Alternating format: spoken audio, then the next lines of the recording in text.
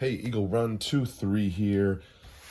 I have some interesting, fascinating news to share with you.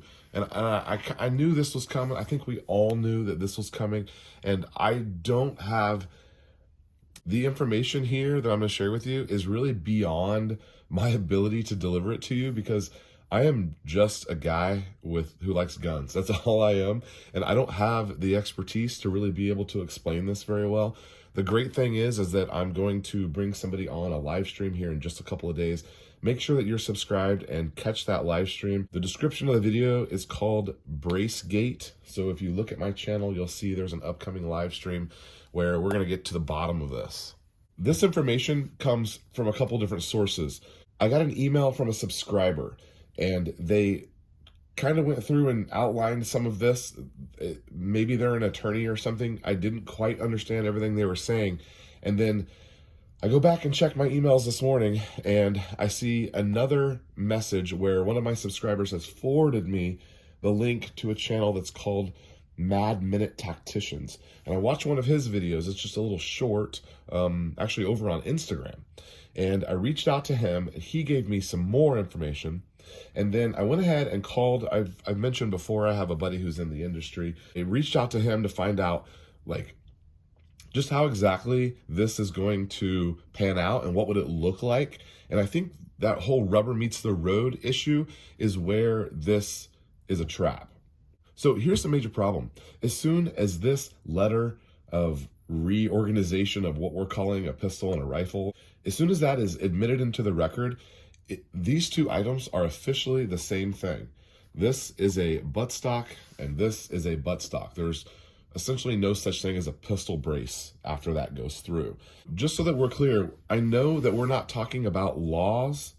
I get that. These are rules, not laws, but these rules will put you in prison for 10 years. There's even life sentences for breaking these rules. And I get that they're not laws.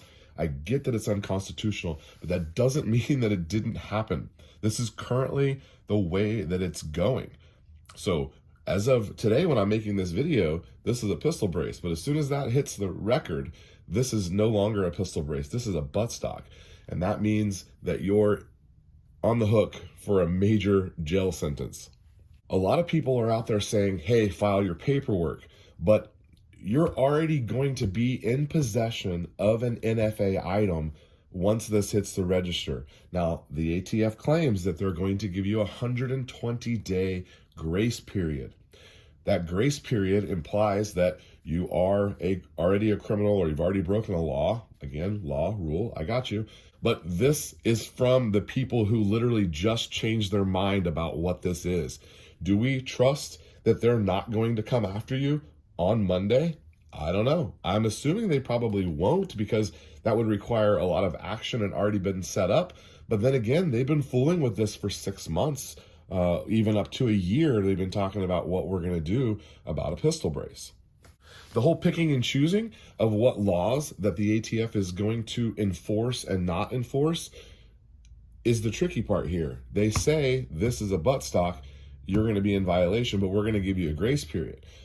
If you go by the numbers of how long it takes to get all this paperwork done, there is no way they can process the tens of millions of forms if everyone decided to file. The other day I made a joke video where I put a little triangle pieced on the end of this because of the surface area rule. The interesting thing is that just the buffer tube alone, just that, what is it, 50-cent piece size end of your buttstock, that doesn't rule out enough that that is shoulderable in and of itself. So just running this with no stock is not good enough. Where the trap comes in here is with this whole Form 1, Form 4 situation. And I had to look a lot of this up because this is not something that I'm super familiar with. Recently, I have experience with a Form 4 because I am purchasing a suppressor. Back in last summer, I filled out a Form 4, and currently my shop holds my NFA item until that Form 4 allows me to take it home. I don't have mine yet. I'm expecting it any day now, but that whole transfer of ownership is done via the Form 4. That's where this becomes an issue, because if you are going to make an SBR, which essentially you already have done, then that would be a Form 1. If you're making it if you're filing a Form 1 for something that's already been made, yikes, bit of an issue, because legally no one can own that item until you have the Form 4. You can't leave the SBR at the shop because they don't have a Form 4 in order to hold the item. You can't take the item home because, again, you don't have a Form 4 in order to possess an item. So how they're planning on processing all of those in 120 days, that seems interesting. And what if I wait until the 119th day to file my form? Am I going to get a turnaround in 24 hours? Or on that 121st day, am I going to be a felon? There is so very much to this issue.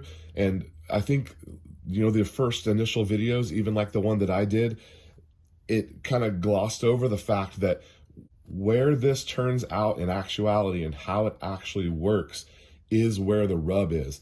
And this is going to be a big issue. I know that there's lawsuits already filed. I know that we're just going to have to wait and see. Let's see where this goes, because there are a lot of issues. Bracegate is heavy. The ATF has made some mistakes, let's say, on how this is being rolled out. Honestly, I don't really know where we go from here. I'm going to wait and see. I hear from a lot of you that that's what you're going to do as well. But I've also heard a lot of people who have already turned it in. I was considering doing an SBR anyway. And so at this point, I wish I'd already done one. I don't care about the $200. I don't see how they're allowed to pick and choose what they're going to enforce. And I know we don't know how they're allowed to do much of anything that they're doing, but this is a big issue, guys. You're gonna have to stay aware and stay on this. Eagle Run 23. More info coming soon.